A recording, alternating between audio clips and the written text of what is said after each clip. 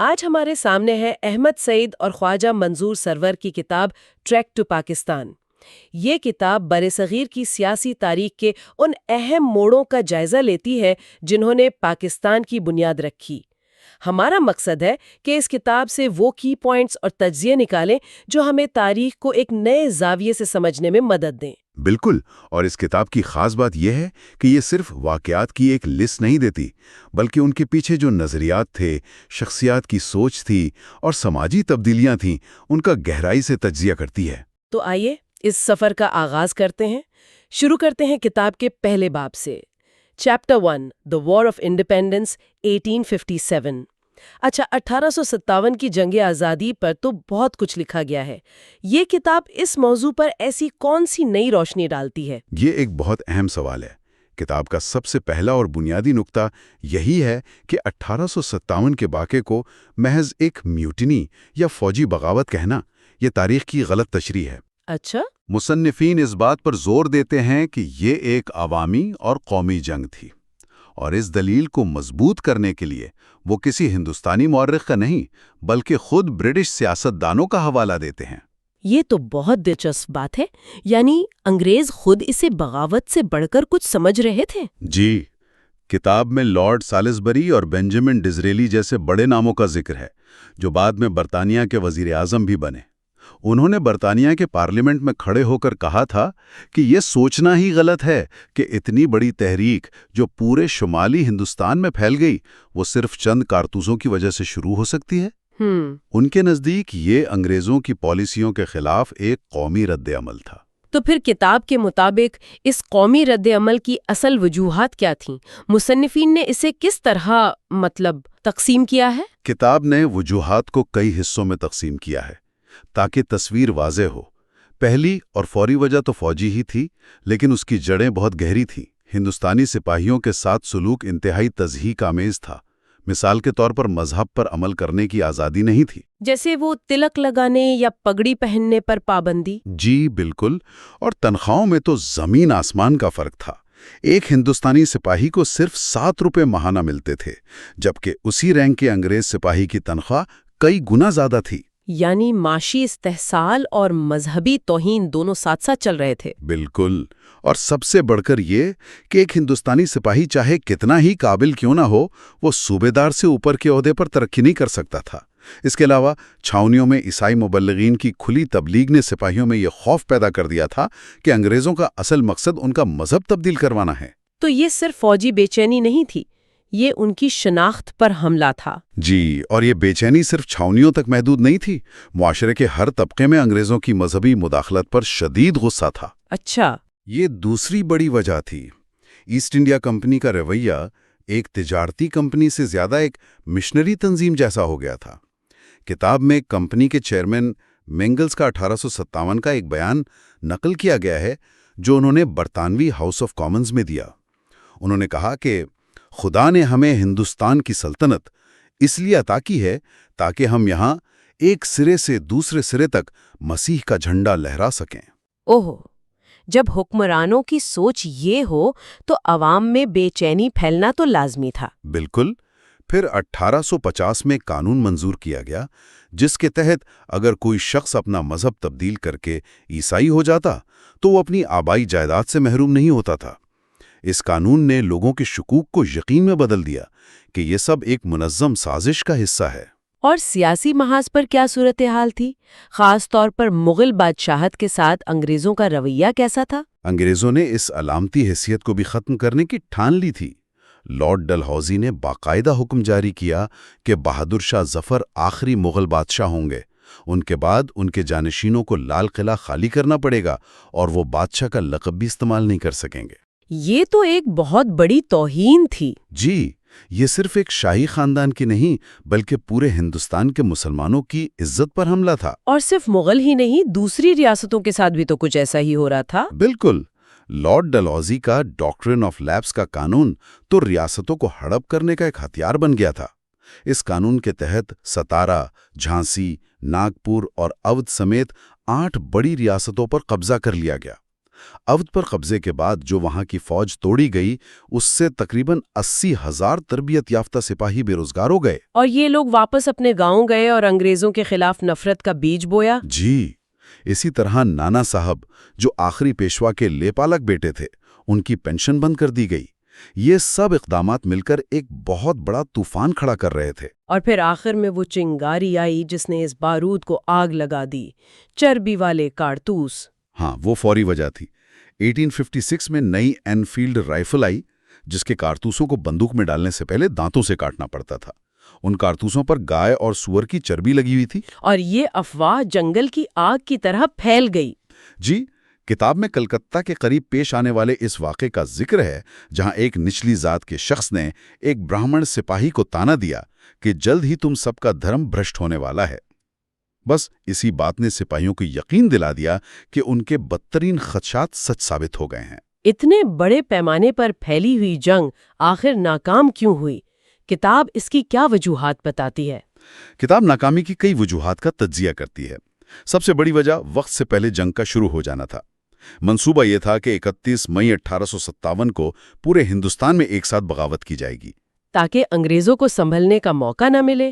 بالکل، لیکن میرٹھ میں یہ 10 مئی کو ہی شروع ہو گئی جس سے پورا منصوبہ خراب ہو گیا۔ اور قیادت کا بھی تو مسئلہ تھا، ہے نا؟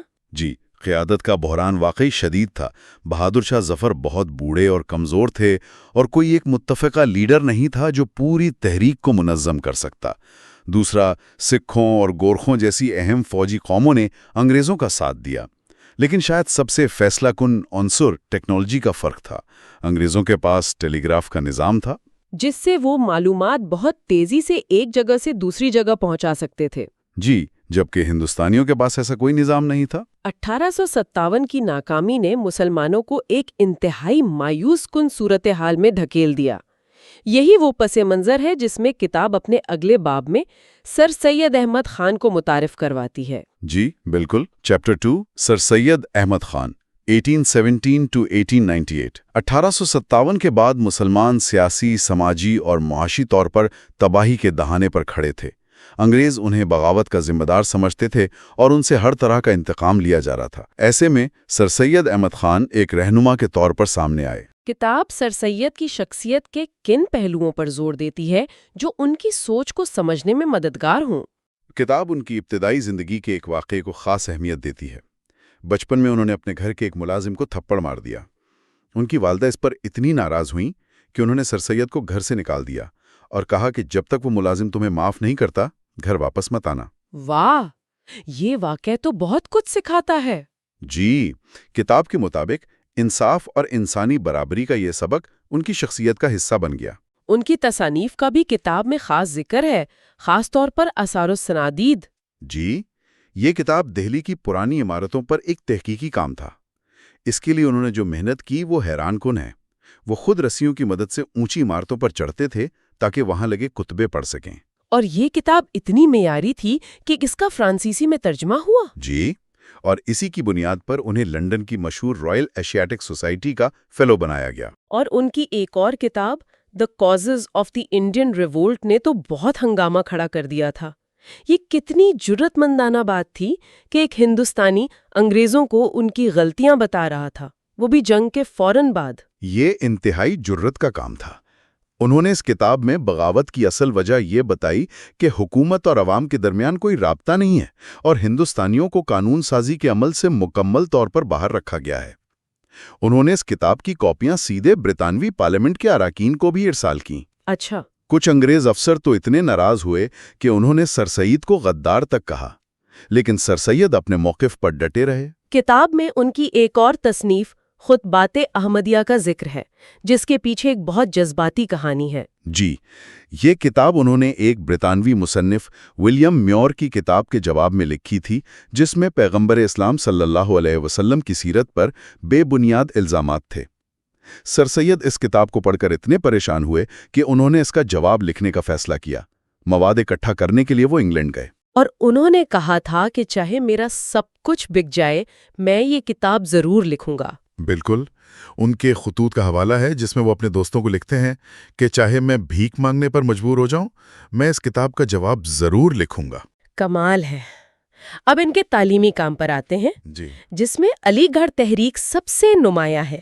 ان کا سب سے بڑا کارنامہ MAO اسکول اور پھر کالج کا قیام تھا، لیکن کتاب اس نقطے پر زور دیتی ہے کہ یہ صرف ایک تعلیمی ادارہ نہیں تھا بلکہ ایک قومی تحریک کا مرکز تھا۔ اچھا، وہ کیسے؟ یہاں دینیات کی تعلیم لازمی تھی۔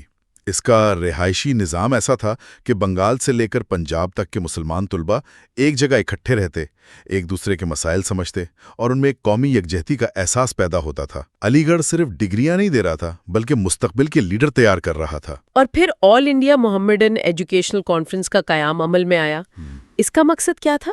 بالکل، سر سید سمجھتے تھے کہ صرف ایک کالج کافی نہیں ہے۔ اس کانفرنس کا مقصد پورے ہندوستان کے مسلمانوں میں جدید تعلیم کی اہمیت کو اجاگر کرنا تھا۔ ایک دلچسپ بات جو کتاب بتاتی ہے وہ یہ ہے کہ اس کانفرنس کے سالانہ اجلاس جان بوجھ کر انڈین نیشنل کانگریس کے اجلاسوں کے ساتھ ہی رکھے جاتے تھے، تاکہ مسلمان سیاست کی طرف جانے کے بجائے اپنی پوری توجہ تعلیم پر مرکوز رکھیں۔ جی بالکل۔ یہیں سے ان کے سیاسی نظریات کا سوال پیدا ہوتا ہے۔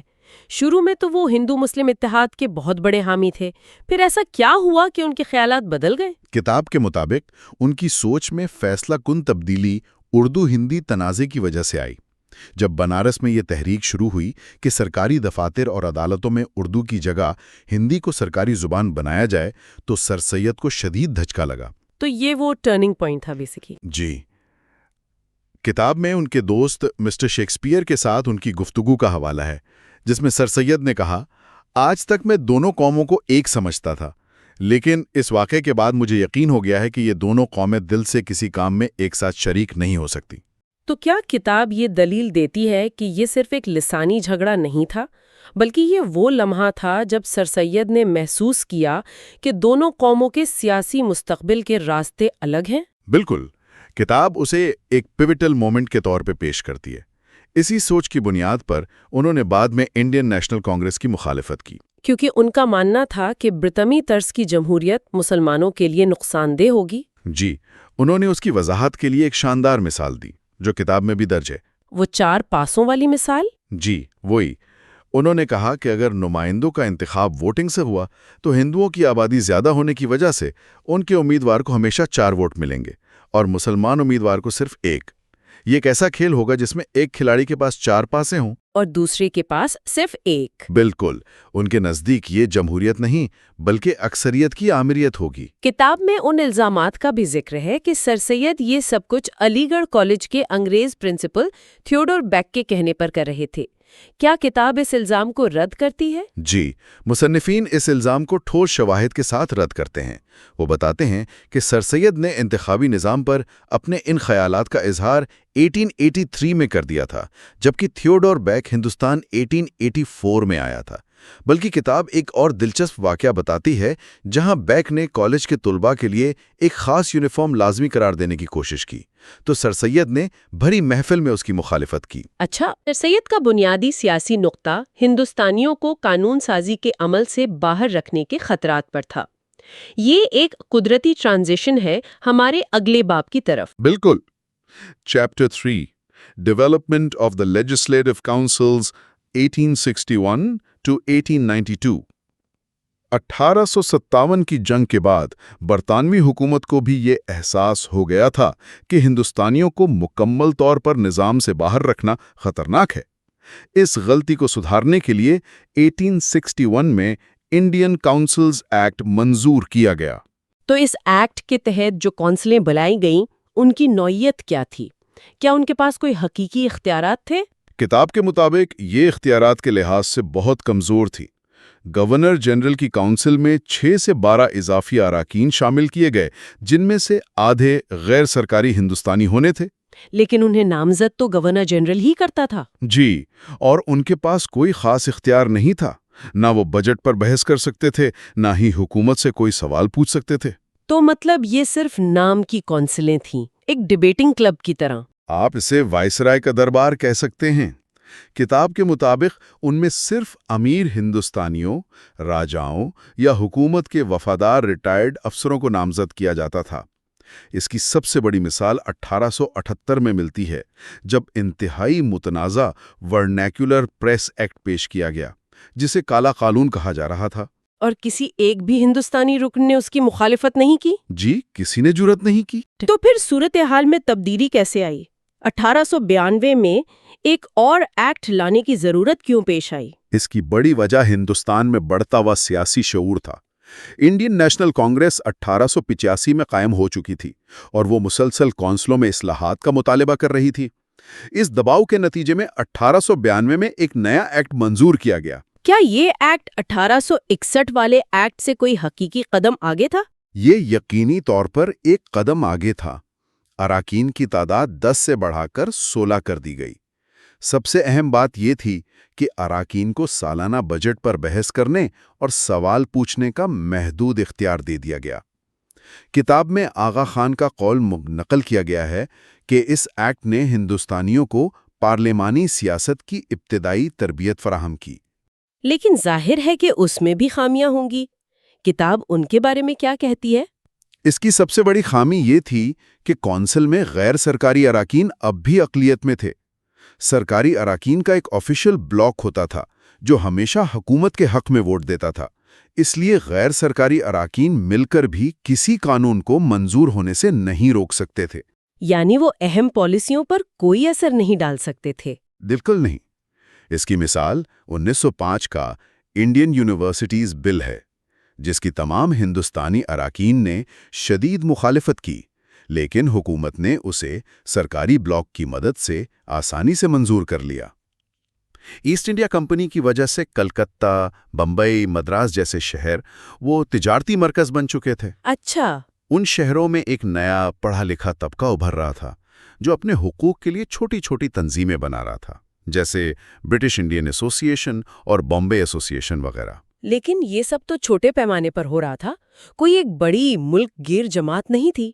پھر ایسا کیا ہوا کہ اچانک ایک آل انڈیا پارٹی کی ضرورت محسوس ہوئی؟ اس کی سب سے بڑی وجہ تھا 1883 کا آئلبرٹ بل تنازع۔ آئلبرٹ بل، جی، یہ ایک چھوٹا سا قانون تھا جس کا مقصد صرف اتنا تھا کہ ہندوستانی ججوں کو یورپی ملزمان کے مقدمے سننے کا اختیار مل جائے۔ لیکن اس پر ہندوستان میں موجود انگریز کمیونٹی نے اتنا شدید رد عمل دکھایا، اتنے مظاہرے کیے کہ حکومت کو وہ بل واپس لینا پڑا۔ اچھا، تو اس واقعے نے دکھا دیا کہ اگر مٹھی بھر انگریز متحد ہو کر حکومت کو جھکا سکتے ہیں تو کروڑوں ہندوستانی کیوں نہیں؟ آپ نے بالکل صحیح پکڑا۔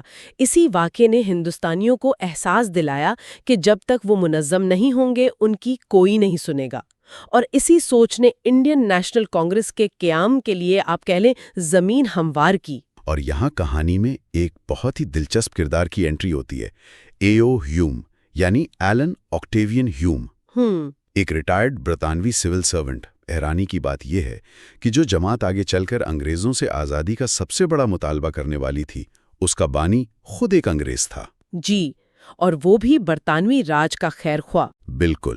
یہ تاریخ کے سب سے بڑے پیراڈاکسز میں سے ایک ہے۔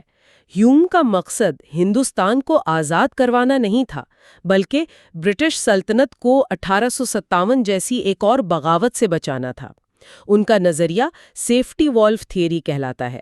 سیفٹی والو یعنی جیسے پریشر کوکر کا والو ہوتا ہے تاکہ غصے کی بھاپ دھیرے دھیرے نکلتی رہے اور کوکر پھٹ نہ جائے۔ بالکل یہی ہیوم چاہتے تھے کہ ہندوستانیوں کو ایک پلیٹ فارم مل جائے جہاں وہ اپنی شکایتوں کا اظہار کر سکیں تاکہ ان کے دل میں کوئی لاوا نہ پکتا رہے۔ صحیح۔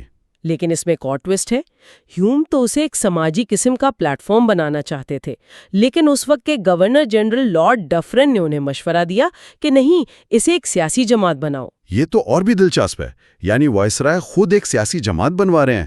اس میں ان کا کیا فائدہ تھا؟ ڈفرن کا خیال تھا کہ اس طرح انہیں ایک وفادار اپوزیشن مل جائے گی، جس سے حکومت کو پتہ چلتا رہے گا کہ عوام ان کی پالیسیوں کے بارے میں کیا سوچ رہی ہے۔ اچھا۔ اور انہوں نے ہیوم سے وعدہ لیا کہ وہ یہ بات کسی کو نہیں بتائیں گے کہ یہ آئیڈیا ان کا تھا۔ تو دسمبر 1885 میں کانگریس کا پہلا اجلاس بامبے میں ہوا، جس کے صدر W.C. بونیجی تھے۔ اور ان کے مطالبات بھی شروع میں بہت محتاط قسم کے تھے، جیسے قانون ساز کونسلوں میں کچھ اور نمائندگی دے دیں یا سول سروس کے امتحانات ہندوستان میں بھی کروا لیں۔ آزادی کا تو دور دور تک کوئی ذکر نہیں تھا۔ ذکر کیسے ہوتا؟ اس وقت کانگریس پوری طرح پرو برٹش تھی۔ گورنر جنرل ان کے وفود کو چائے پر بلاتے تھے۔ مزے کی بات یہ کہ کانگریس کے ابتدائی صدور میں کئی خود انگریز تھے۔ دادا بھائی نوروجی جیسے لیڈر اپنی تقریروں میں ملکہ وکٹوریہ سے وفاداری کی قسمیں کھاتے تھے۔ اسی لیے تو بعد میں لالا لاجپت رائے جیسے لیڈروں نے لکھا کہ کانگریس کا خیال لارڈ ڈفرن کا تھا اور اس کا مقصد برطانوی سلطنت کو بچانا تھا، ہندوستان کو آزادی دلانا نہیں۔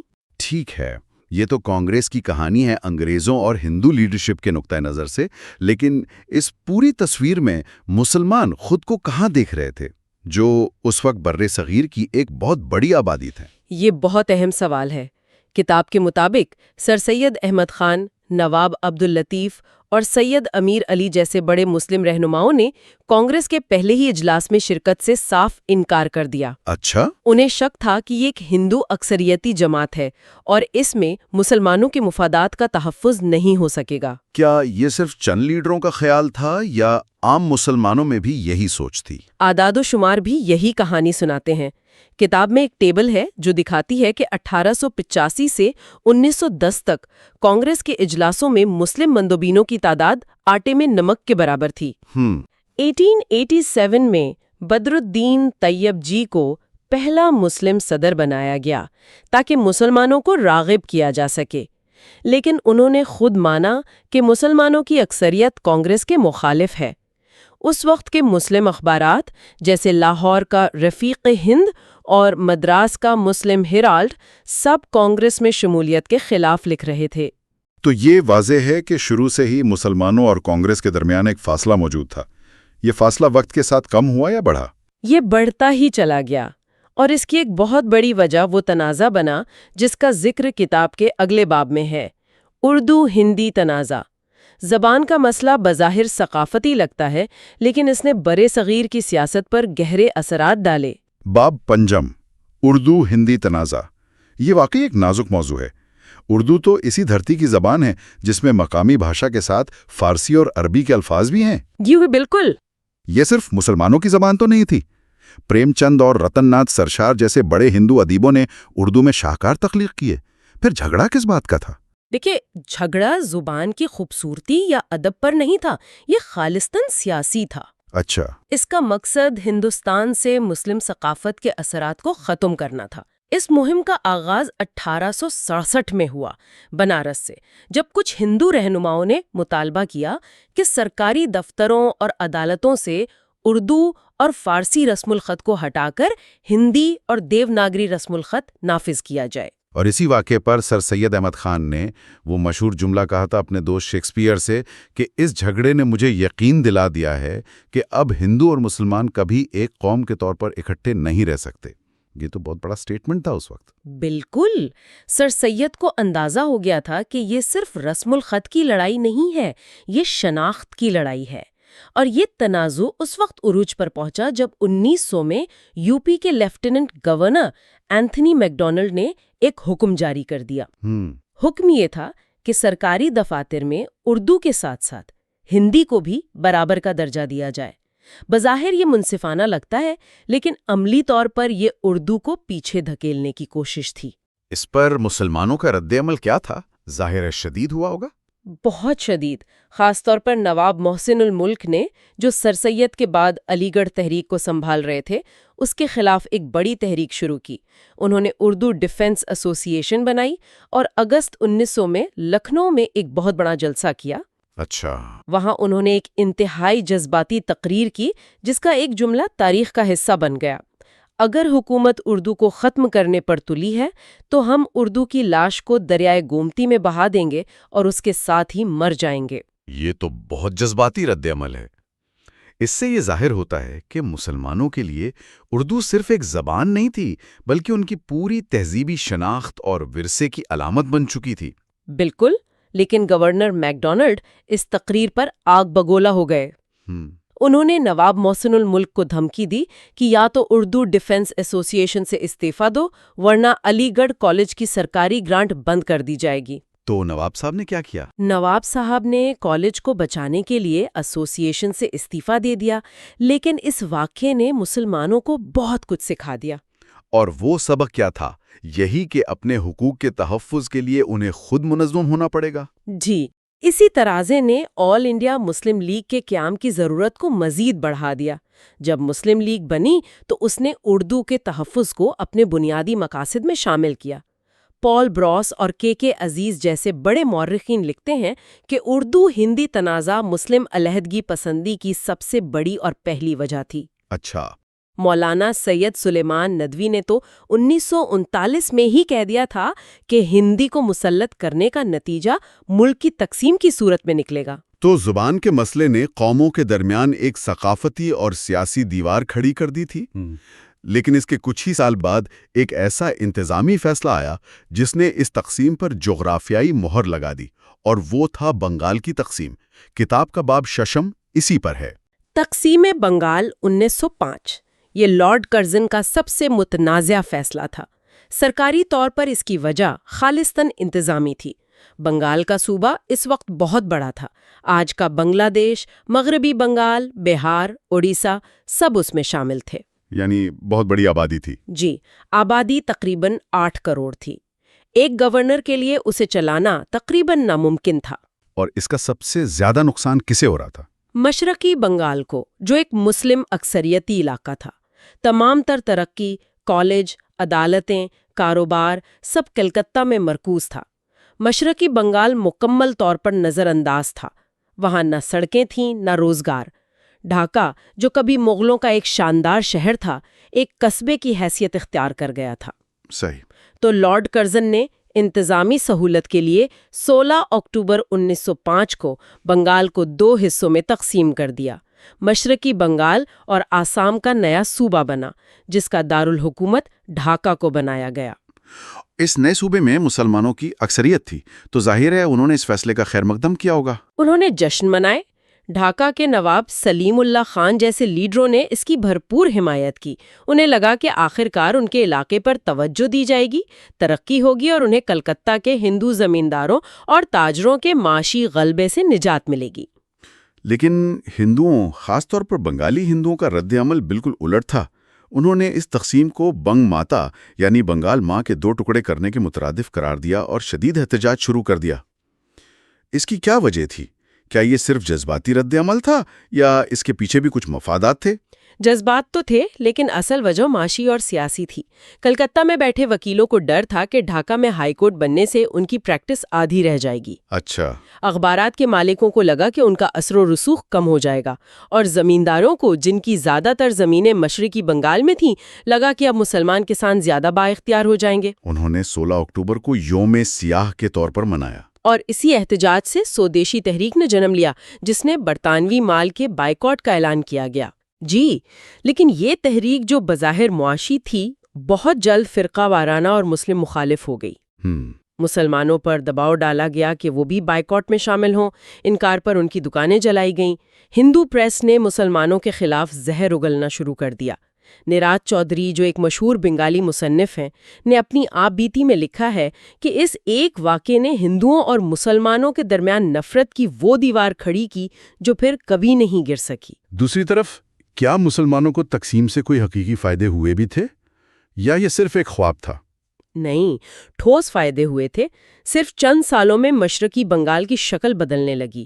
ڈھاکہ میں نئے کالج کھلے، مسلم طلبہ اور اساتذہ کی تعداد میں زبردست اضافہ ہوا، نئی ریلوے لائنیں بچھائی گئیں جس سے مواصلات بہتر ہوئے۔ چٹاگاؤں کی بندرگاہ کو جدید بنایا گیا، جس کی وجہ سے جوٹ اور چائے کی برآمدات میں بے پناہ اضافہ ہوا۔ یہ ساری ترقی کلکتہ کے مفاد پرست طبقے کو ایک آنکھ نہیں بھا رہی تھی۔ تو انہوں نے اپنا احتجاج جاری رکھا اور آخرکار حکومت نے گھٹنے ٹیک دیے؟ بالکل۔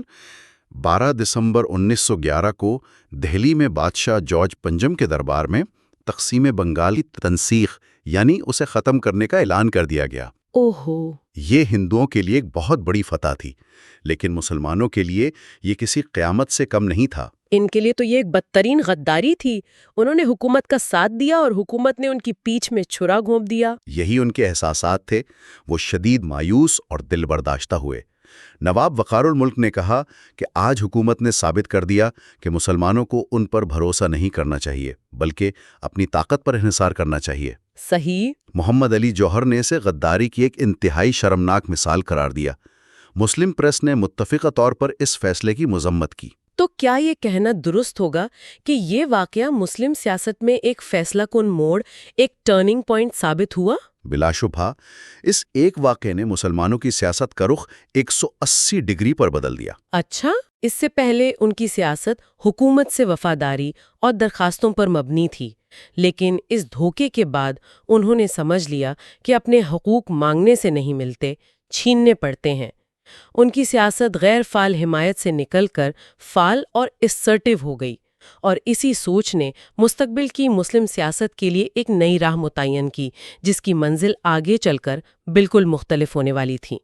کانپور مسجد کا سانچہ۔ جی، یہ کہانی 1908 میں شروع ہوتی ہے، جب کانپور میں سڑکیں چوڑی کرنے کا ایک منصوبہ بنا۔ اچھا، اس اسکیم میں A-B روڈ بھی شامل تھی، اور مسئلہ تب کھڑا ہوا جب پتہ چلا کہ سڑک کو اگر سیدھا کیا جائے تو راستے میں مچھلی بازار کی مسجد کا ایک حصہ آتا تھا۔ بالکل وہ حصہ جہاں وضو اور غسل کی جگہ تھی۔ اور اس کی وجہ یہ تھی کہ اگر سڑک کو موڑا نہ جاتا تو راستے میں ایک مندر آ رہا تھا۔ جی، اور جب ہندوؤں کو یہ معلوم ہوا تو انہوں نے حکومت پر دباؤ ڈالا، تو مندر کو بچانے کا ایک ہی راستہ تھا کہ سڑک کو موڑ دیا جائے، جس کا مطلب تھا کہ مسجد کا مشرقی حصہ گرانا پڑے گا۔ اور مسلمانوں کے لیے تو مسجد کا ہر حصہ مقدس ہوتا ہے۔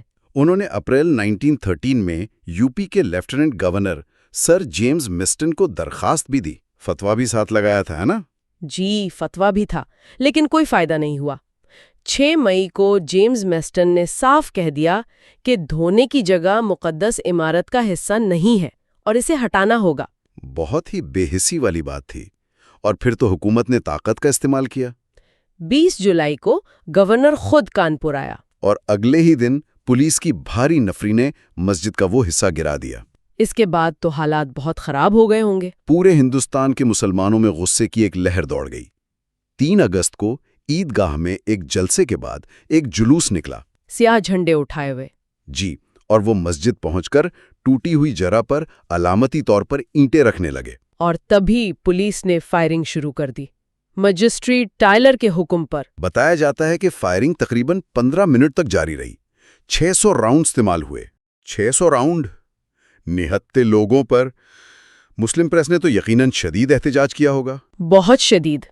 لاہور کے زمیندار نے لکھا کہ اس سے حکومت پر مسلمانوں کا اعتماد ختم ہو گیا ہے، لیکن دلچسپ بات یہ ہے کہ ہندو پریس نے کوئی ہمدردی نہیں دکھائی۔ لاہور کے دی ٹریبیون نے تو مارے جانے والوں کو جاہل جنونی تک کہہ دیا تھا۔ اور ستم ظریفی دیکھیں کہ کچھ دن بعد گورنر مینسٹن نے فائرنگ کرنے والے پولیس اہلکاروں کو تعریفی اسناد دیں۔ کمال ہے۔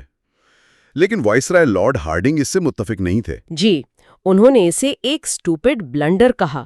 وہ خود کانپور آئے، قیدیوں کو رہا کیا اور ایک سمجھوتا کروایا۔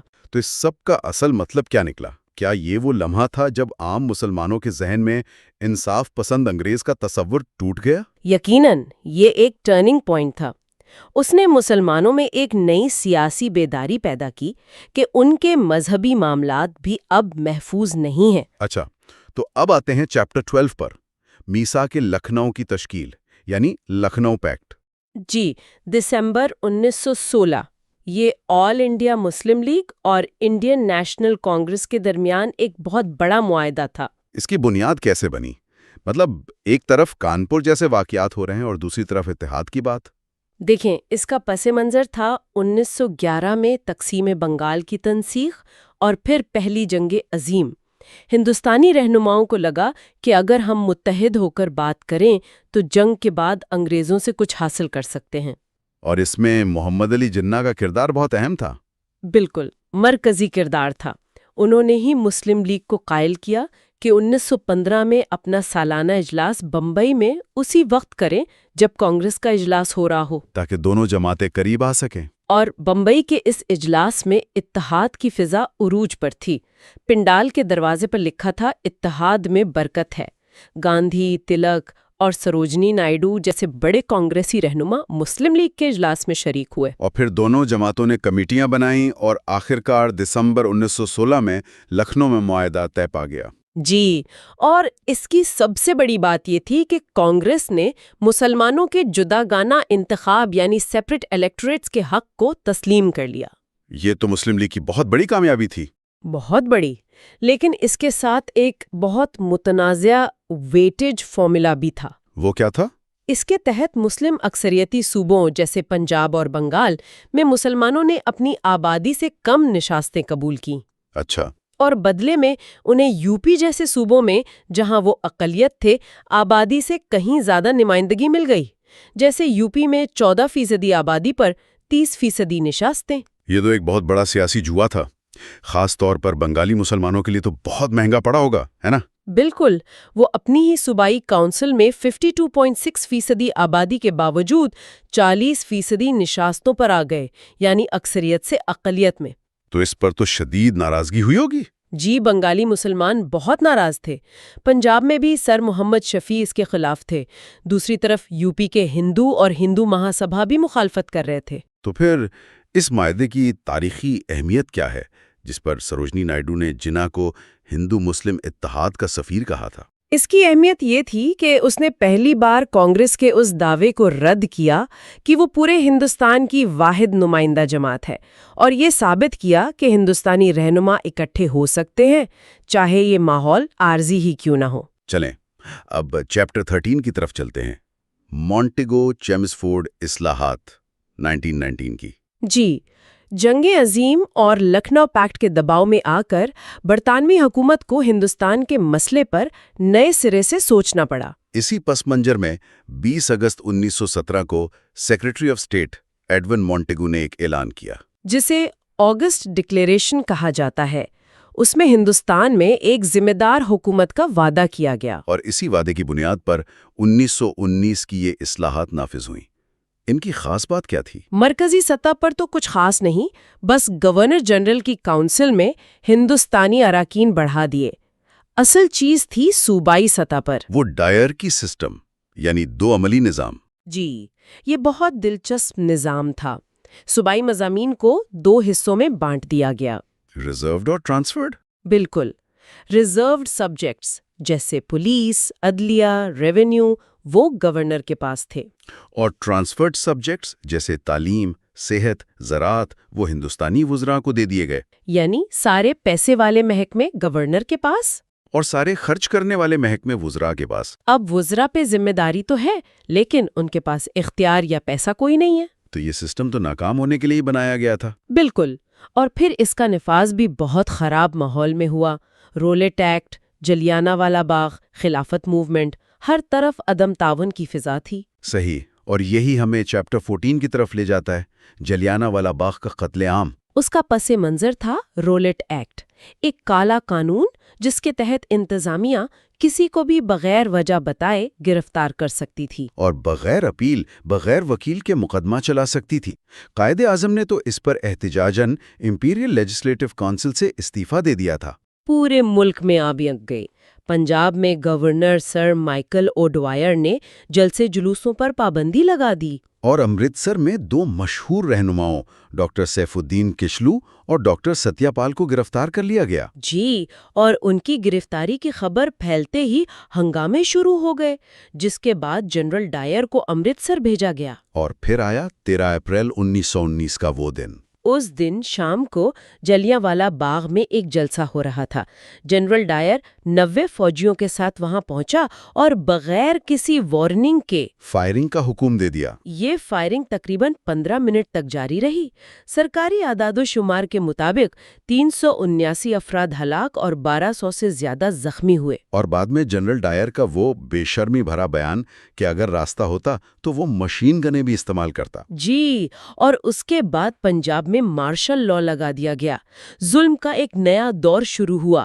وہ کرولنگ سٹریٹ والا واقعہ تو شاید اس سے بھی زیادہ ذلت آمیز تھا، جس میں ایک گلی سے گزرنے والے ہر ہندوستانی کو پیٹ کے بل رینگ کر جانے کا حکم دیا گیا۔ جی، یہ صرف جسمانی سزا نہیں تھی، یہ سوچی سمجھی منظم تذلیل تھی۔ یہ لوگوں کی روح کو توڑنے کی کوشش تھی۔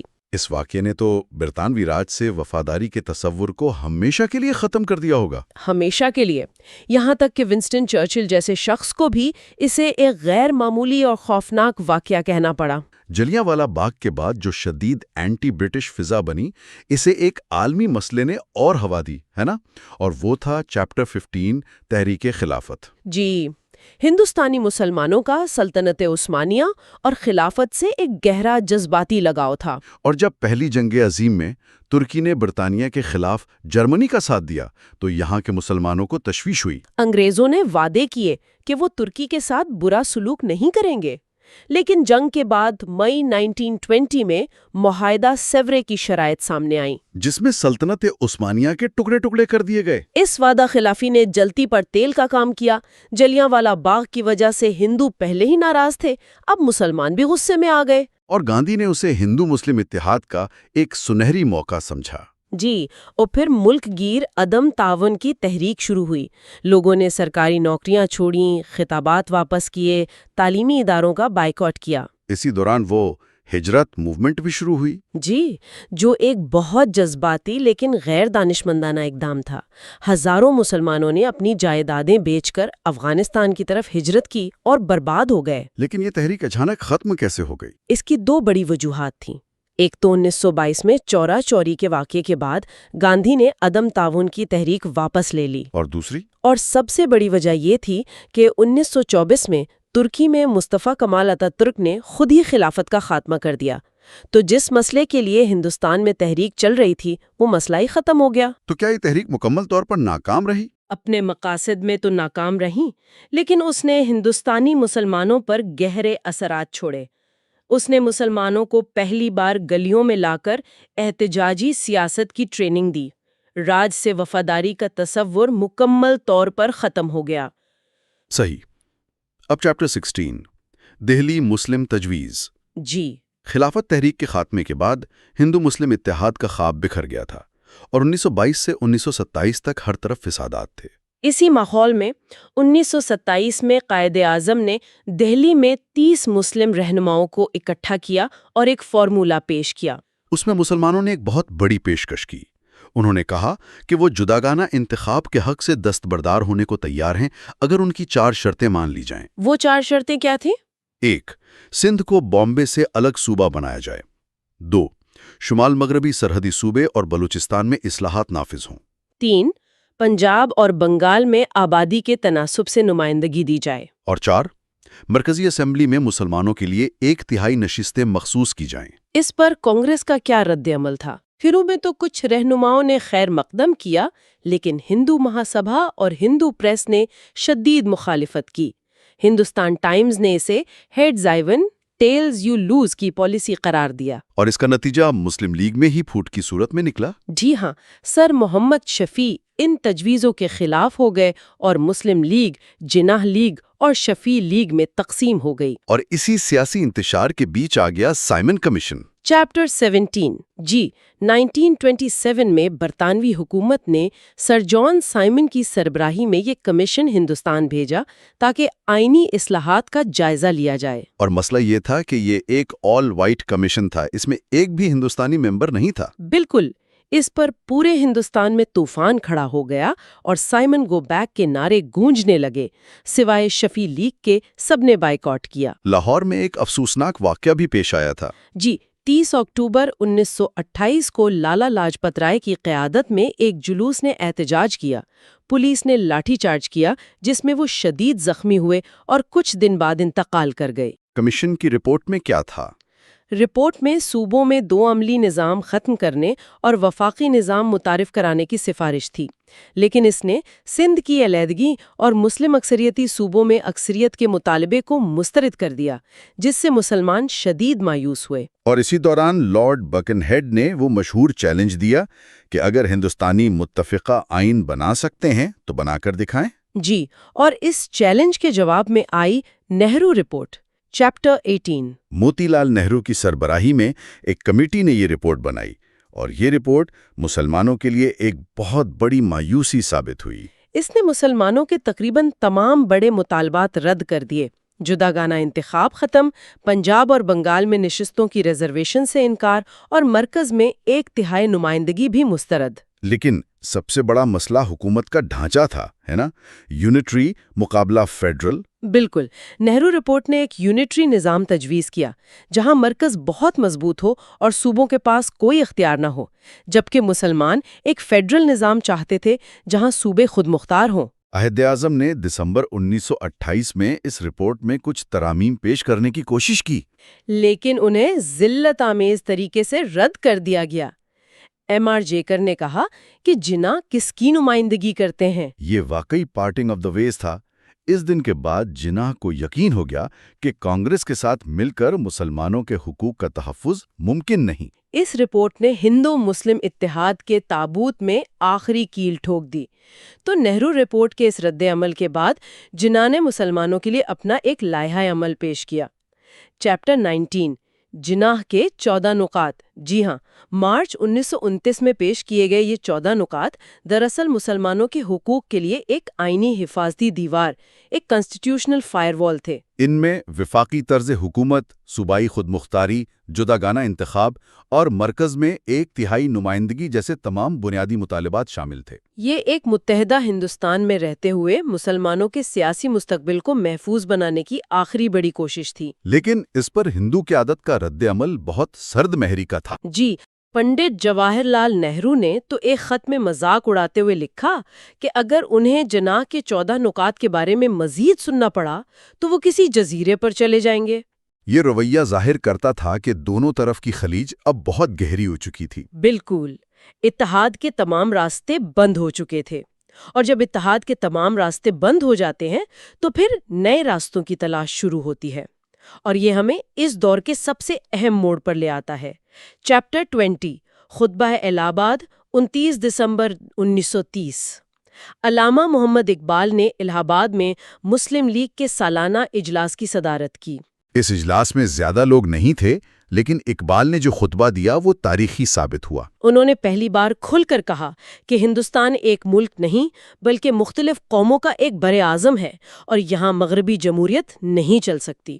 اور پھر انہوں نے وہ مشہور زمانہ تصور پیش کیا جس نے تاریخ کا رخ بدل دیا۔ جی، انہوں نے کہا، میری خواہش ہے کہ پنجاب، شمال مغربی سرحدی صوبہ سندھ اور بلوچستان کو ملا کر ایک ریاست بنا دی جائے، خواہ یہ برطانوی سلطنت کے اندر ہو یا باہر۔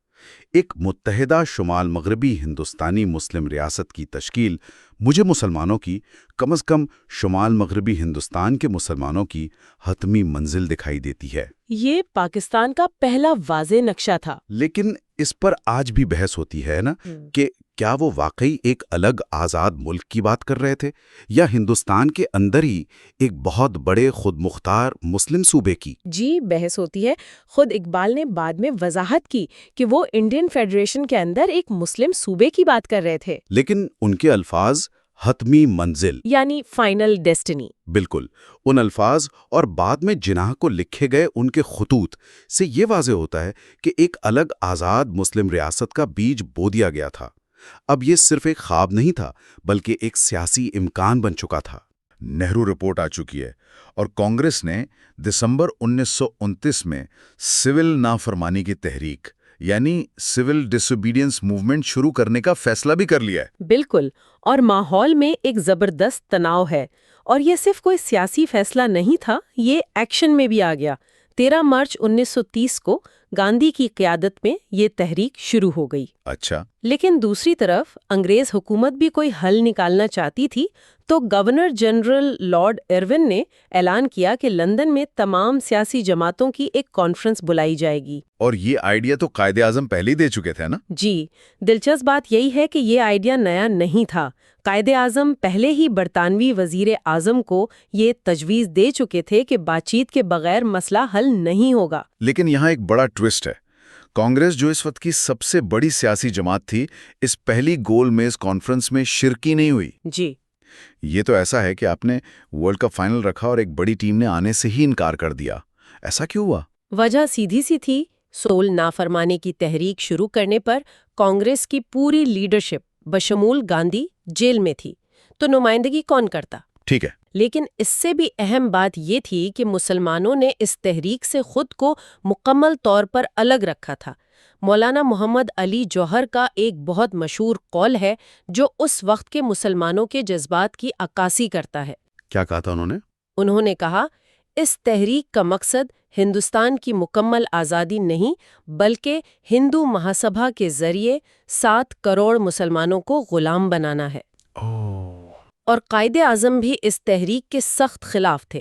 تو اس کا مطلب ہے کہ جب 12 نومبر 1930 کو لندن میں پہلی گول میز کانفرنس شروع ہوئی تو ہندوستان کی سیاسی تصویر ادھوری تھی؟ بالکل ادھوری تھی۔ کانگریس نہیں تھی، لیکن باقی سب جماعتیں وہاں موجود تھیں۔ 57 مندوبین تھے، جن میں 18 مسلمان رہنما جیسے قائد اعظم، آغا خان اور مولانا محمد علی جوہر شامل تھے۔ اور ریاستوں کے نمائندے بھی تھے؟ جی، 16 ریاستوں کے نمائندے بھی تھے۔ کانگریس کی غیر موجودگی کے باوجود اس کانفرنس میں 2 بڑے فیصلے ہوئے۔ ایک تو یہ کہ برما کو ہندوستان سے الگ کر دیا جائے گا، اچھا۔ اور دوسرا یہ کہ ہندوستان کا مستقبل ایک فیڈرل سسٹم پر مبنی ہوگا۔ یہ ایک بڑی پیش رفت تھی۔ اسی کانفرنس میں مولانا محمد علی جوہر کی وہ تقریر بھی ہے جسے تاریخ میں ہمیشہ یاد رکھا جائے گا۔ وہ بہت بیمار تھے، لیکن ان کا جذبہ کمال کا تھا۔ وہ ان کی زندگی کی آخری تقریر تھی۔ انہوں نے کہا، میں اپنے ملک واپس جانا چاہتا ہوں، لیکن آزادی لے کر، ورنہ میں ایک غلام ملک میں واپس نہیں جاؤں گا۔ اور پھر کہا، اگر تم ہمیں ہندوستان میں آزادی نہیں دو گے تو تمہیں مجھے یہاں ایک قبر دینی ہوگی۔ اور افسوس کہ ایسا ہی ہوا۔ ان کا انتقال لندن میں ہی ہوا اور انہیں یروشلم میں دفنایا گیا۔ اور قائد اعظم کا کردار اس کانفرنس میں کیا تھا؟ وہ تو ہمیشہ ٹھوس قانونی دلائل کے لیے جانے جاتے تھے۔ انہوں نے وہاں ایک وکیل کی طرح 3 بڑے کیس لڑے۔ پہلا، سندھ کی بمبئی سے علیحدگی۔ انہوں نے انتظامی، عدالتی اور معاشی دلائل سے ثابت کیا کہ سندھ کو الگ صوبہ بنانا کیوں ضروری ہے۔ صحیح۔ دوسرا، انہوں نے ہندوستانی فوج میں اصلاحات کا مطالبہ کیا۔ برطانوی فوجیوں کی تعداد کم ہو، ہندوستانی آفیسرز زیادہ بھرتی ہوں اور بھرتیاں میرٹ پر ہوں۔ اور تیسرا نقطہ؟ لیکن ان کا سب سے اہم نقطہ یہ تھا کہ ہندو مسلم مسئلہ حل کیے بغیر کوئی بھی آئین نہیں بن سکتا۔ انہوں نے اسے سائن qua non کہا، یعنی ایک ایسی لازمی شرط جس کے بغیر آئین 24 گھنٹے بھی نہیں چل پائے گا۔ ٹھیک ہے، تو پہلی کانفرنس ختم ہو گئی اور انگریزوں کو یہ احساس ہو گیا کہ کانگریس کے بغیر تو بات آگے نہیں بڑھے گی۔ یہیں سے گاندھی اروند معاہدے کی کہانی شروع ہوتی ہے۔ بالکل۔ لارڈ ارون نے گاندھی اور ان کے ساتھیوں کو غیر مشروط طور پر رہا کر دیا۔ ایک معاہدہ ہوا جس کے تحت کانگریس نے سول نافرمانی کی تحریک ختم کرنے کا وعدہ کیا۔ اور دوسری کانفرنس میں شرکت کا بھی؟ جی، اور حکومت نے تمام آرڈیننس واپس لے کر قیدیوں کو رہا کر دیا۔ اس معاہدے کو کانگریس کی ایک بڑی فتح کے طور پر دیکھا گیا، لیکن مسلمانوں کے لیے یہ ایک دھچکا تھا، کیونکہ انہیں لگا کہ برطانوی حکومت صرف کانگریس کے دباؤ میں آتی ہے۔ تو پھر ستمبر 1931 میں دوسری گول میز کانفرنس ہوئی اور اس بار گاندھی خود کانگریس کے واحد نمائندے کے طور پر شریک ہوئے۔ جی، اور یہاں آ کر معاملات مزید الجھ گئے۔ کیسے؟ گاندھی کا موقف تھا کہ کانگریس ہی پورے ہندوستان کی نمائندہ ہے اور باقی جماعتوں یا اقلیتوں کے نمائندوں کی کوئی حیثیت نہیں۔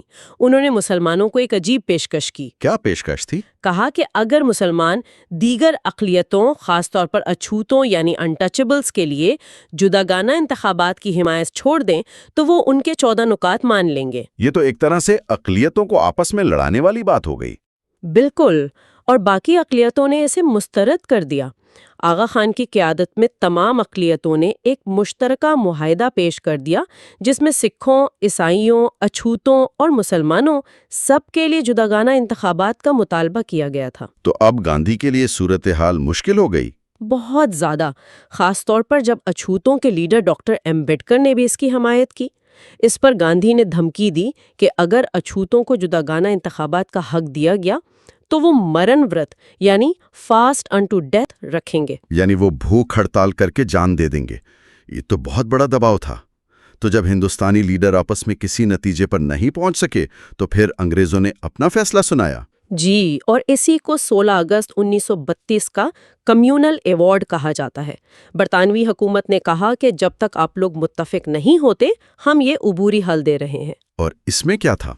اس میں جداگانہ انتخابات کو برقرار رکھا گیا، مسلمانوں کو اقلیتی صوبوں میں ویٹیج یعنی ان کی آبادی سے زیادہ نمائندگی دی گئی اور اچھوتوں کو بھی جداگانہ انتخابات کا حق دے دیا گیا۔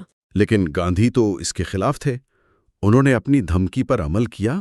انہوں نے مرن برت شروع کر دیا۔ اس سے ڈاکٹر امبیڈکر پر شدید دباؤ آیا اور آخر کار انہیں پونا پیکٹ پر دستخط کرنے پڑے۔ اس پیکٹ میں کیا تھا؟ اس معاہدے کے تحت اچھوتوں نے اپنے جداگانہ انتخابات کا حق چھوڑ دیا، جس کے بدلے انہیں عام ہندو نشستوں میں سے کچھ نشستیں مخصوص کر کے دے دی گئیں۔ یہ آج تک ہندوستانی سیاست کا ایک متنازع موضوع ہے۔ تو ان 3 کانفرنسوں کے بعد نتیجہ یہ نکلا کہ ہندوستانی لیڈر کسی ایک آئین پر متفق نہیں ہو سکے، اور انگریزوں نے ان تمام بحثوں کی بنیاد پر ایک وائٹ پیپر جاری کیا، جو آگے چل کر 1935 کے ایکٹ کی بنیاد بنا۔ بالکل، اور یہ گورنمنٹ آف انڈیا ایکٹ 1935 برطانوی پارلیمنٹ کی تاریخ کا سب سے لمبا قانون تھا۔ باب 22 اسی ایکٹ کے بارے میں ہے۔ جی، یہ act Simon commission, Nehru report اور تینوں گول میز کانفرنسوں کا نچوڑ تھا۔ اس میں صوبوں کو خود مختاری دی گئی، مرکز میں ایک جزوی طور پر ذمہ دار حکومت بنائی گئی اور ایک فیڈرل کوڈ بھی قائم کیا گیا۔ کاغذ پر یہ بہت اچھا لگتا تھا، لیکن یہاں ایک بٹ ہے۔ اصل طاقت کس کے پاس تھی؟ اصل طاقت گورنروں اور گورنر جنرل کے پاس ہی تھی۔ ان کے پاس اتنے وسیع اختیارات تھے کہ وہ اسمبلیوں کے بنائے ہوئے قوانین کو ویٹو کر سکتے تھے۔ اور بجٹ کا معاملہ؟ بجٹ کا تقریباً 80% حصہ ان کے کنٹرول میں تھا، اسی لیے اس ایکٹ کو کسی نے بھی دل سے قبول نہیں کیا۔ اس پر جو تبصرے آئے وہ بھی بڑے دلچسپ تھے۔ قائد اعظم اور نہرو دونوں نے اسے مسترد کیا۔ قائد اعظم نے اسے thoroughly rotten, fundamentally bad and totally unacceptable کہا، یعنی مکمل طور پر سڑا ہوا، بنیادی طور پر برا اور قطعی ناقابل قبول۔ اور نہرو کا وہ مشہور جملہ؟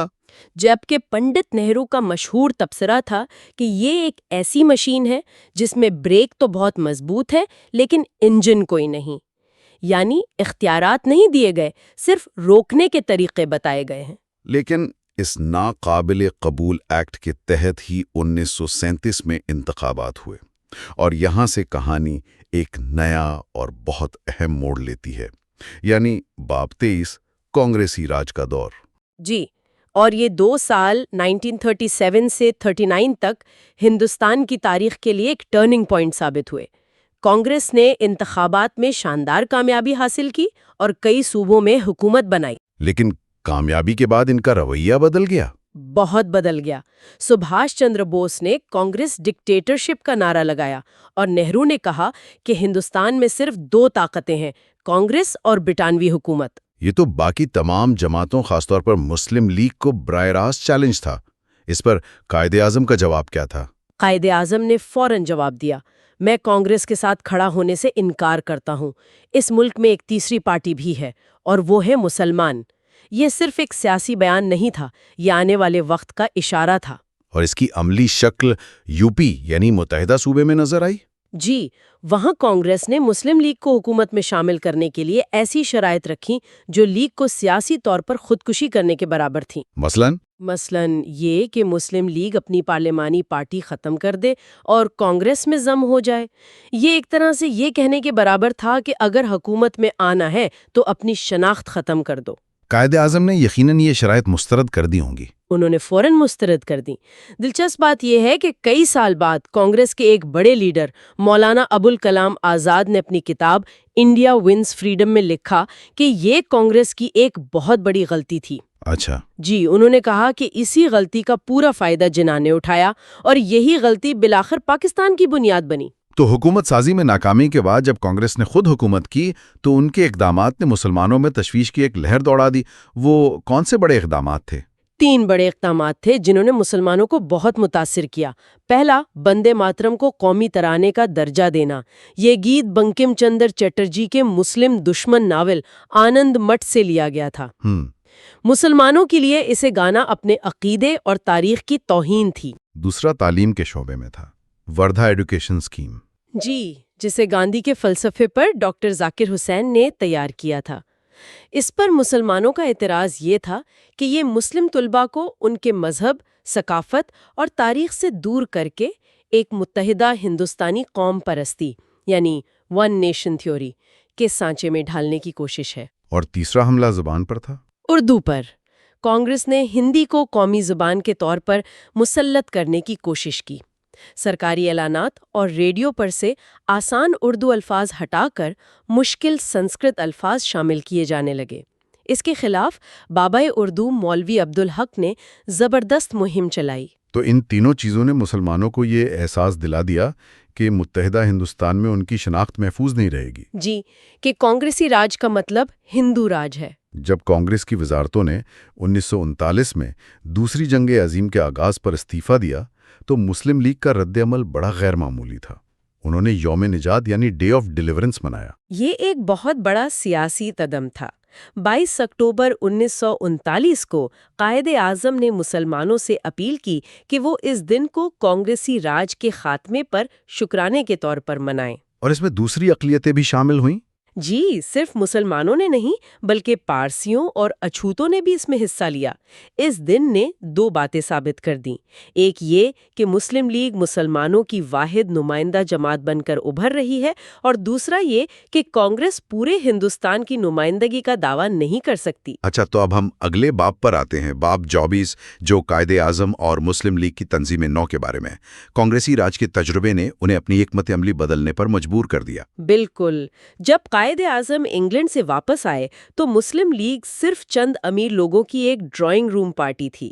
انہوں نے اسے عوام تک پہنچانے کے لیے انقلابی اقدامات کیے۔ سب سے پہلا قدم کیا تھا؟ رکنیت کی فیس۔ انہوں نے فیس 4 روپے سالانہ سے کم کر کے صرف 2 آنے کر دی تاکہ غریب سے غریب مسلمان بھی شامل ہو سکے۔ یہ تو ایک بہت بڑا قدم تھا۔ اس کے علاوہ انہوں نے پورے ہندوستان میں ضلعی اور شہری سطح پر لیگ کی شاخیں قائم کیں، خواتین کے لیے ایک ونگ بنایا اور مسلم لیگ نیشنل گارڈز کی بنیاد رکھی۔ اور اس کا نتیجہ کیا نکلا؟ نتیجہ یہ نکلا کہ چند ہی سالوں میں مسلم لیگ ایک غیر مؤثر جماعت سے ہندوستان کی سب سے منظم اور عوامی جماعتوں میں سے ایک بن گئی۔ اس کا ثبوت 1937 سے 1945 کے درمیان ہونے والے ضمنی انتخابات میں لیگ کی شاندار کامیابیوں سے ملا۔ اسی تنظیم نو اور عوامی حمایت کی طاقت تھی جس نے قائد اعظم کو 1940 میں قرارداد لاہور پیش کرنے کا حوصلہ دیا۔ جی، اب ہم باب 24 یعنی قرارداد لاہور پر آ گئے ہیں۔ اس قرارداد تک پہنچنے سے پہلے لاہور کا ماحول بہت کشیدہ تھا۔ لیگ کے اجلاس سے صرف 4 دن پہلے خاکسار تحریک کے کارکنوں اور پولیس کے درمیان ایک خونی تصادم ہوا جس میں کئی لوگ مارے گئے۔ تو حکومت نے اجلاس ملتوی کرنے کی کوشش کی ہوگی؟ جی، پنجاب کی حکومت نے قائد اعظم پر دباؤ ڈالا کہ وہ اجلاس ملتوی کر دیں، لیکن انہوں نے انکار کر دیا اور کہا کہ اجلاس ہر حال میں ہوگا۔ 22 مارچ 1940 کو منٹو پارک میں تاریخی اجلاس شروع ہوا۔ قائد اعظم کی صدارتی تقریر نے آنے والے دنوں کی سیاست کا رخ متعین کر دیا۔ انہوں نے 2 ٹوک الفاظ میں کہا، ہندو اور مسلمان 2 مختلف مذہبی فلسفوں، سماجی رسم و رواج اور ادب سے تعلق رکھتے ہیں۔ وہ 2 مختلف تہذیبیں ہیں۔ انہوں نے مسلمانوں کو اقلیت ماننے سے انکار کیا اور انہیں ہر تعریف کے مطابق ایک الگ قوم قرار دیا۔ یہ 2 قومی نظریے کا سب سے واضح اور طاقتور اظہار تھا۔ اور پھر اگلے دن 23 مارچ 1940 کو A.K. فضل الحق نے وہ قرارداد پیش کی جسے آج ہم قرارداد پاکستان کہتے ہیں۔ اس قرارداد میں اصل میں کیا کہا گیا تھا؟ قرارداد کے متن میں کہا گیا تھا کہ جغرافیائی طور پر متصل مسلم اکثریتی علاقوں یعنی شمال، مغرب اور مشرق پر مشتمل آزاد ریاستیں انڈیپینڈنٹ اسٹیٹس قائم کی جائیں، جن میں شامل یونٹس خود مختار اور مقتدر ہوں گے۔ دلچسپ بات یہ ہے کہ اس میں پاکستان کا لفظ استعمال نہیں ہوا تھا۔ جی بالکل نہیں۔ تو پھر یہ قرارداد پاکستان کیسے بن گئی؟ یہ نام ہندو پریس نے تنزیہ طور پر دیا تھا۔ انہوں نے اسے پاکستان ریزولوشن کہہ کر اس کا مذاق اڑانے کی کوشش کی، لیکن یہی نام اس کی پہچان بن گیا۔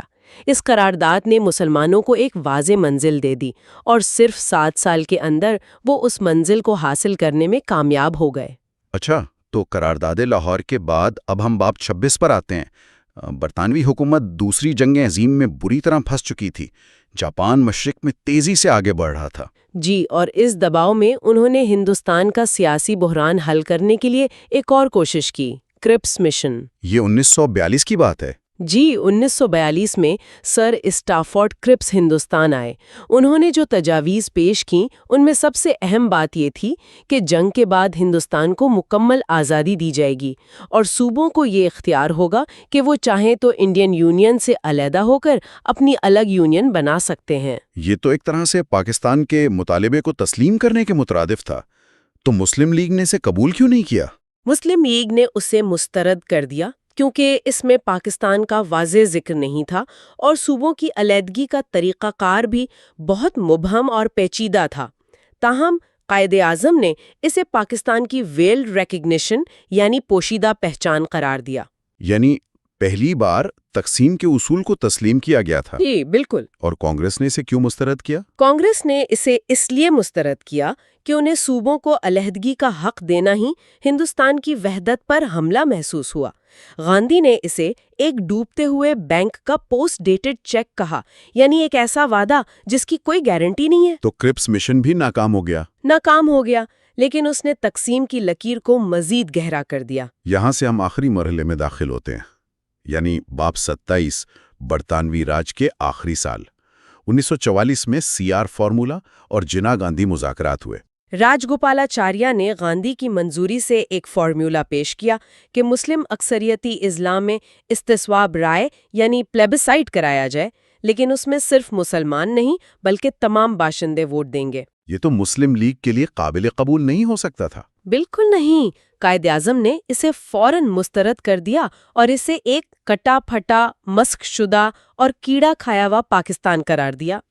ان کا موقف تھا کہ پاکستان کا فیصلہ صرف مسلمان کریں گے، سب مل کر نہیں۔ اس کے بعد باب 28 یعنی شملہ کانفرنس اور 1945-46 کے انتخابات آئے۔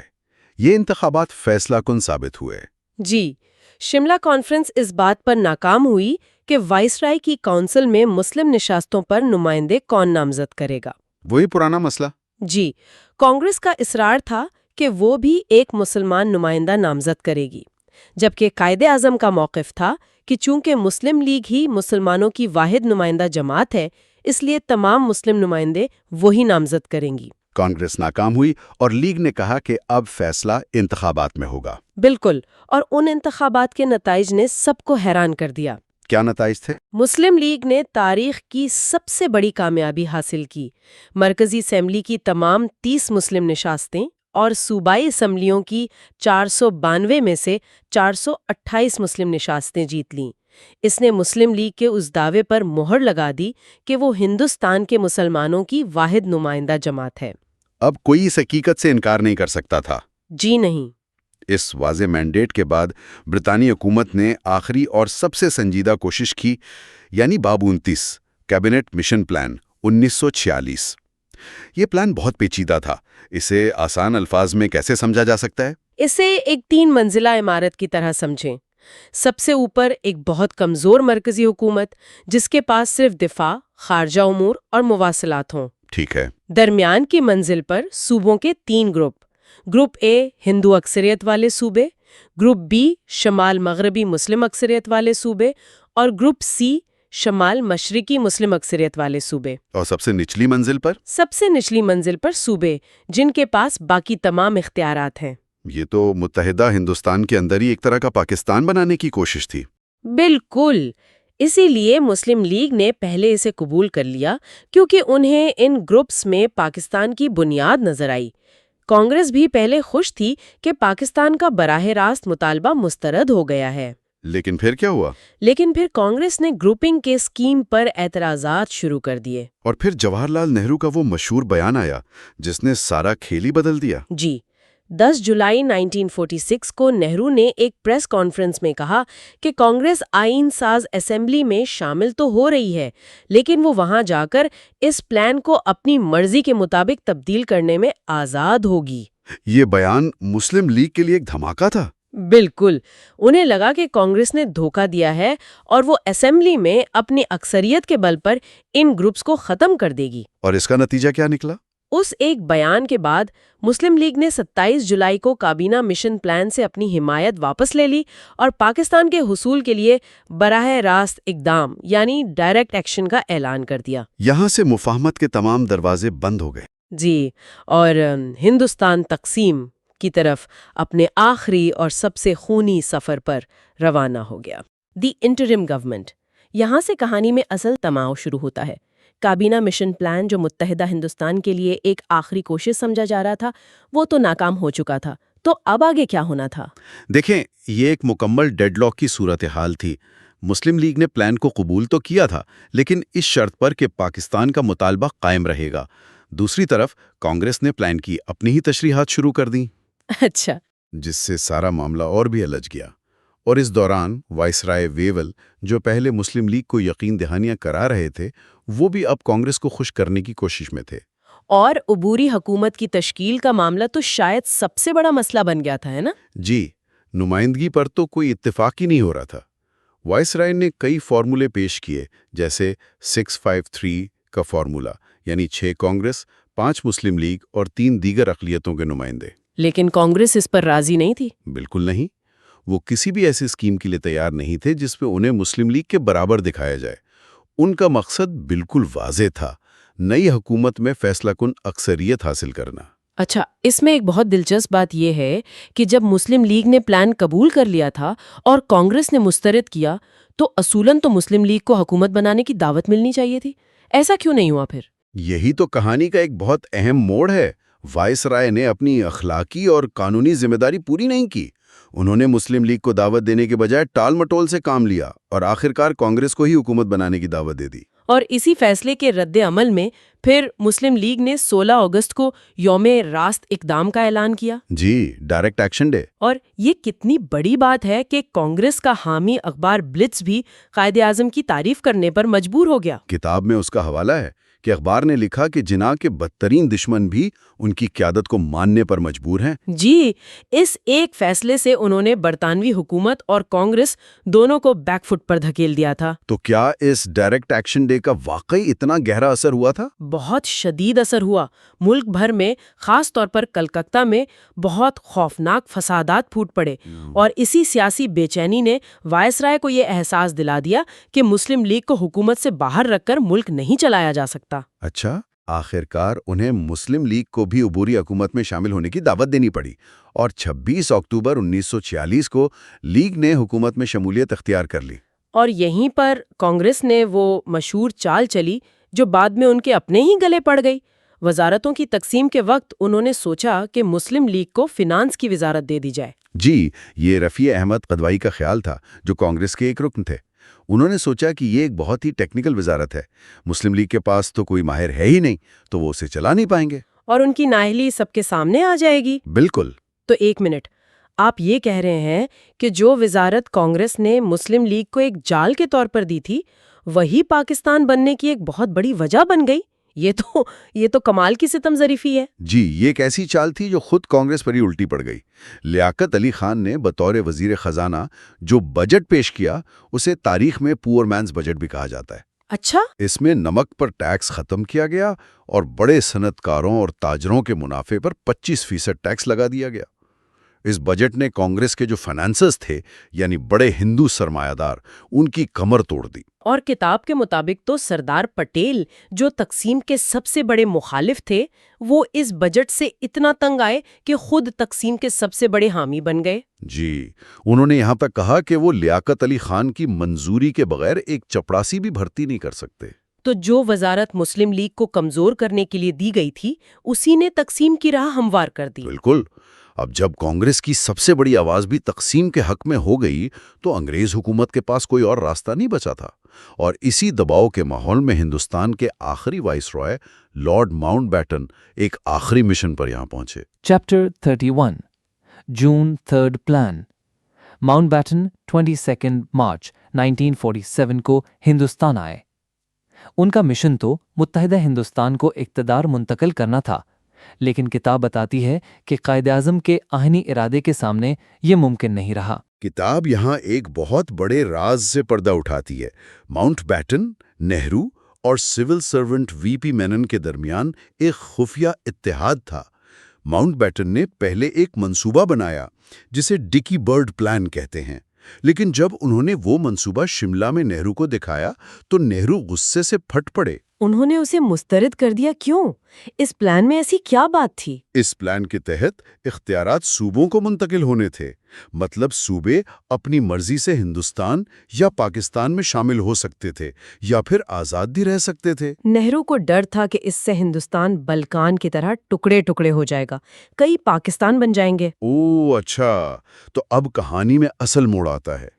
نہرو کے انکار کے بعد وی پی مینن نے صرف چند گھنٹوں میں ایک متبادل منصوبہ تیار کیا۔ کیا یہ سچ ہے کہ یہ منصوبہ راتوں رات بنا اور مسلم لیگ کو اس کی ہوا تک نہیں لگی؟ جی، یہ منصوبہ مکمل طور پر خفیہ رکھا گیا۔ نہرو نے اسے فوراً قبول کر لیا اور ماؤنٹ بیٹن یہ منصوبہ لے کر خود لندن گئے اور کابینہ کو استعفے کی دھمکی دے کر صرف 5 منٹ میں اسے منظور کروا لیا۔ جو اس طرح بند کمروں میں کیا گیا۔ تو 2 جون 1947 کو جب یہ منصوبہ ہندوستانی رہنماؤں کے سامنے رکھا گیا تو قائد اعظم کا کیا رد عمل تھا؟ ماؤنٹ بیٹن نے ان سے فوری منظوری مانگی، لیکن قائد اعظم نے صاف کہہ دیا، میں اکیلے فیصلہ نہیں کر سکتا۔ مسلم لیگ ایک جمہوری جماعت ہے اور یہ فیصلہ اس کی کونسل کرے گی۔ واہ! ماؤنٹ بیٹن نے بہت دباؤ ڈالا، لیکن قائد اعظم اپنے اصول پر قائم رہے۔ اور اگلے دن 3 جون کو ریڈیو پر وہ تاریخی تقریریں ہوئیں۔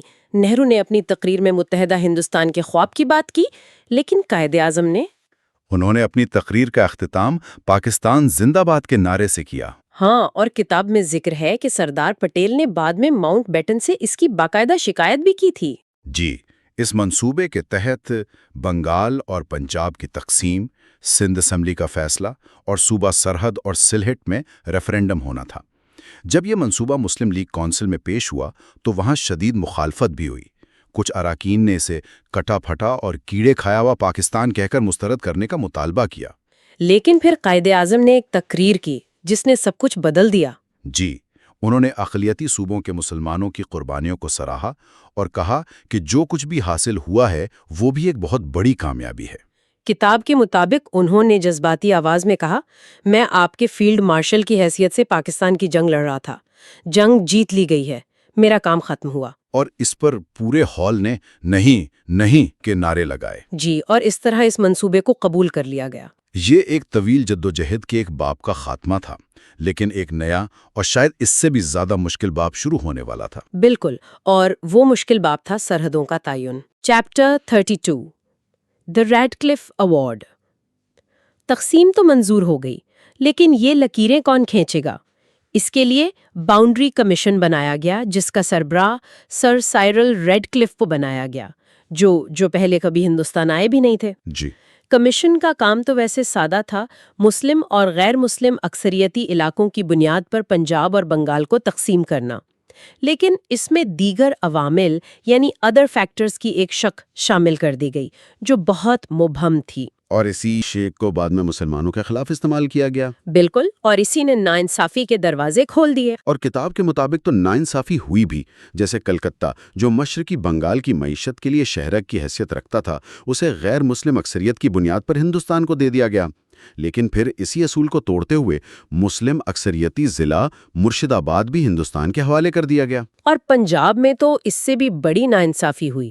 گرداسپور، فیروزپور اور جلندھر کے مسلم اکثریتی علاقے ہندوستان کو دے دیے گئے۔ گرداسپور کا معاملہ تو خاص طور پر بہت اہم ہے نا۔ جی، تو یہ جو کہا جاتا ہے کہ گرداسپور کا فیصلہ کشمیر کے مسئلے کی جڑ ہے، اس میں کتنی حقیقت ہے؟ یہ بالکل درست ہے۔ گرداسپور ضلع کی 3 تحصیلیں گرداسپور، پٹالہ اور پٹھان کوٹ ہندوستان کو دینے سے اسے کشمیر تک براہ راست زمینی راستہ مل گیا۔ اچھا، اگر یہ تحصیلیں پاکستان کو ملتی جیسا کہ آبادی کے لحاظ سے ملنی چاہیے تھی، جی، تو بھارت کا کشمیر سے کوئی زمینی رابطہ ہی نہ ہوتا اور شاید کشمیر کا مسئلہ پیدا ہی نہ ہوتا۔ کتاب میں اس بات کے ثبوت بھی دیے گئے ہیں کہ ایوارڈ میں آخری لمحات میں تبدیلیاں کی گئیں۔ وہ ایلیمینیٹ سیلینٹ والا ٹیلی گرام کیا تھا؟ یہ ایک بہت ٹھوس ثبوت ہے۔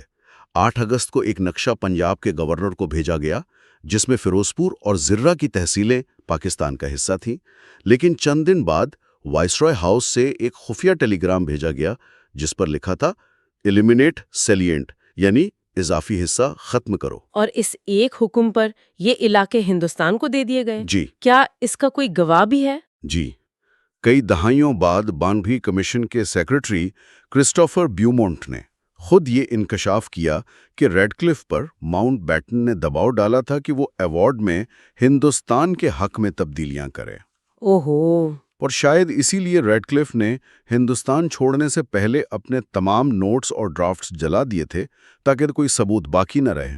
تو یہ صرف لکیریں نہیں تھیں جو نقشے پر کھینچی جا رہی تھیں، یہ لاکھوں لوگوں کی زندگیاں تھیں۔ اس ایوارڈ پر قائد اعظم کا رد عمل کیا تھا؟ انہوں نے اسے غیر منصفانہ، ناقابل فہم اور متعصبانہ ایوارڈ قرار دیا، جبکہ اخبار ڈان نے اپنی سرخی میں اسے علاقائی قتل یعنی ٹیریٹوریل مرڈر کہا تھا۔ تو ہم نے اب تک سیاسی محاذ پر ہونے والی بڑی چالوں کی بات کی، لیکن اس پوری تحریک کی فکری اور عوامی بنیاد کس نے رکھی؟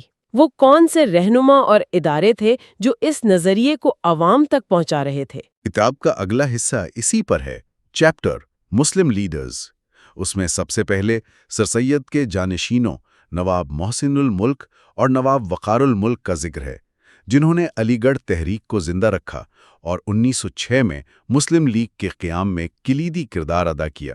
ان کے ساتھ سید امیل علی جیسے مفکر بھی تھے، جنہوں نے بہت پہلے ہی مسلمانوں کے لیے ایک الگ سیاسی تنظیم کی ضرورت پر زور دیا تھا۔ جی، پھر ڈھاکہ کے نواب سلیم اللہ خان جیسے منتظم تھے، جن کی کوششوں سے مسلم لیگ کا قیام ڈھاکہ میں عمل میں آیا، اور پھر محمد علی جوہر جیسے رہنما تھے، جنہوں نے اپنی صحافت، خاص طور پر اخبار کامریڈ اور ہمدرد کے ذریعے مسلمانوں میں ایک نیا سیاسی شعور پیدا کیا۔ خلافت موومنٹ نے پہلی بار مسلم عوام کو سڑکوں پر نکالا۔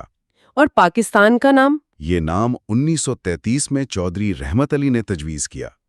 پہلے تو اسے ایک طالب علم کا خواب سمجھا گیا، لیکن جلد ہی یہ ایک پوری قوم کا نعرہ بن گیا۔ اور اس کے بعد مولوی اے کے فضل الحق شیر بنگال نے 1940 میں لاہور میں قرارداد پیش کی۔ جی، اور نواب بہادر یار جنگ جیسے مقررین نے اپنی تقریروں سے لوگوں میں جوش بھرا۔ کتاب میں سیٹھ عبداللہ ہارون کا بھی ذکر ہے، جن کی خدمات شاید اتنی مشہور نہیں۔ جی، انہوں نے سندھ میں مسلم لیگ کو منظم کیا اور 1938 میں سندھ مسلم لیگ کانفرنس میں تقسیم کی وہ قرارداد پیش کی جو بعد میں قرارداد پاکستان کی بنیاد بنی۔ تو آپ دیکھ سکتی ہیں کہ یہ کسی ایک شخص کا کام نہیں تھا، بلکہ کئی رہنماؤں کی دہائیوں پر محیط جدوجہد تھی۔ یہ تو تھے رہنما، لیکن وہ کون سے ادارے تھے جہاں یہ سوچ پروان چڑھ رہی تھی؟ Chapter educational and social institutions of the Muslims, اس میں 3 بڑے نام سامنے آتے ہیں۔ پہلا، دارالعلوم دیوبند، جو 1857 کی جنگ آزادی کے بعد اسلامی تعلیمات اور ثقافت کے تحفظ کے لیے قائم ہوا۔ دوسرا، ندوۃ العلماء لکھنؤ، جس نے مولانا شبلی نعمانی کی قیادت میں قدیم اور جدید تعلیم کو ملانے کی کوشش کی۔ اور تیسرا، انجمن حمایت اسلام لاہور۔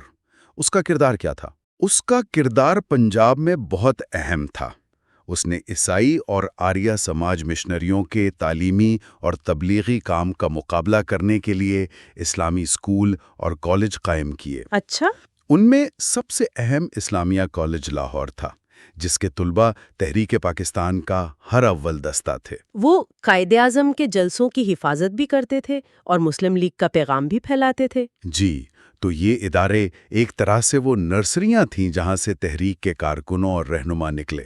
بالکل، یہ ادارے فکری اور عملی طور پر اس تحریک کو توانائی فراہم کر رہے تھے۔ تو مجموعی طور پر ٹریک ٹو پاکستان صرف ایک ملک کے بننے کی کہانی نہیں، بلکہ یہ ان پیچیدہ سیاسی مذاکرات، وعدوں، ناانصافیوں اور ان گنت قربانیوں کا ایک تفصیلی جائزہ ہے۔ جی، یہ کتاب بتاتی ہے کہ کس طرح مختلف رہنماؤں اور اداروں کی مشترکہ جدوجہد نے ایک خواب کو حقیقت میں بدلا۔ اور اس پوری بحث کو سمیٹتے ہوئے یہ کتاب ایک اہم سوال پر سوچنے پر مجبور کرتی ہے: کیا تاریخ کے ان نازک لمحات میں کیے گئے فیصلوں، خاص طور پر باؤنڈری کمیشن کے فیصلوں کے اثرات آج بھی خطے کی سیاست اور تعلقات پر موجود ہیں؟ یہ وہ سوال ہے جس پر غور کرنا آج بھی اتنا ہی ضروری ہے جتنا 1947 میں تھا۔